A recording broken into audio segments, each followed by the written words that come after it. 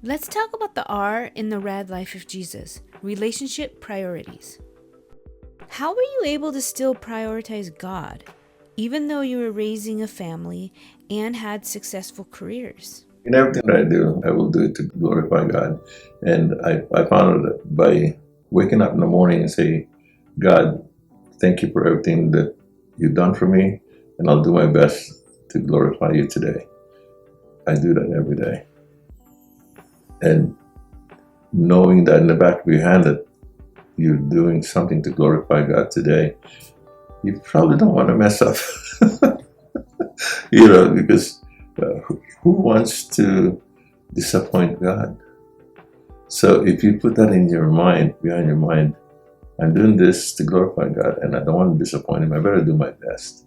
So that's why in everything that I do, I try to do my best because I don't want to disappoint him. When before I got married, that's by myself. And then I try to, everywhere I go, I have my Bible. I have it in my car. And then when people get into the point where there's discussions and stuff like that, where's she going? Everybody knows. Oh, watch out, he's gonna come back with his Bible. And they go, what? He's going to his car to get his Bible. And everybody goes, oh, great. What's going to happen now? So when I come back, then I share. And by sharing, people get to know me, and I'm able to share them what God wants for their lives. And like I said, that book, that Holy Bible, oh my goodness, that's my lifeline. You know, if I'm sad, I just open the Bible. If I'm happy, I know that I have to thank God for the happiness. So everything that happens in my life, it's because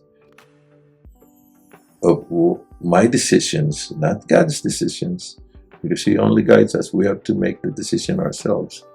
But did we do it to glorify Him? Did we do it? Yeah, we make a mistake. Say sorry. It's not going to happen again. Learn from it. So, and if you don't learn from the mistake, then that's your problem. So that's what I tell my players. He ran this way and he came in and he wasn't successful. So are you going to do it again? No, maybe I'll do something else. Oh, you learn from that. So that's what I tell players. When you make a mistake, first let's see how we can correct it.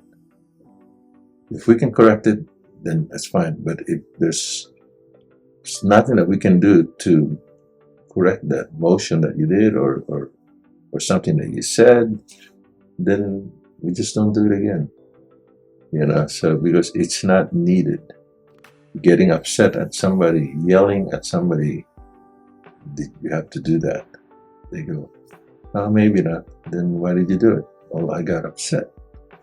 So don't let your day and everything that you do get governed by somebody else's action. You're reacting to somebody. So if they're having a bad day, why would you have a bad day? Let them have their bad day and maybe help them get out of their bad day. So that's what I try to do. Even in Home Depot, where I'm doing part-time work, people begin to see it, and I'm not going there advertising what I do. One of the ladies said, can I talk to you for a second? You're always happy. That's what we see. I said,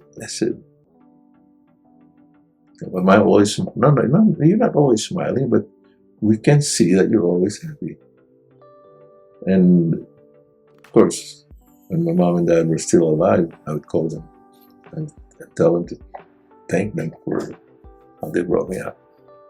So that was one of the things that I did every chance I got, was to thank my mom and dad. And a lot of people don't do that because, and the last motivational speaking class that I did, I told everybody, how many of you guys have friends? Everybody. How many of you guys are going to grow up with your friends? And when you get out of college, some of them will be in another state, another country. But who's going to be with you forever? while you're on this side of glory. Mom, dad, brothers, sisters, and God. Because that's the most important people in your life. So it's funny, one of my players said, I did that the other day, coach. I said, what? What you told us? What did I tell you? You told us to say, just without asking you anything, just come, go to our mom, give them a hug and say, I love you, and then walk away. So, did you do that? Yeah. What kind of backfired on me? I said, how did it backfire on you? As I was leaving, she goes, you, come back here. What do you want? I said, you know why your mom reacted like that? When was the last time you did that? I can't remember. So she's going, why did he do that? But if you do it every day, she would know that you're doing it just because you love her. And she goes, I have to do that every day. I go, yep, in action, not just in words. You don't have to tell your mom you love her every day. A little hug. You see something on the floor, pick it up. You know, just do something nice.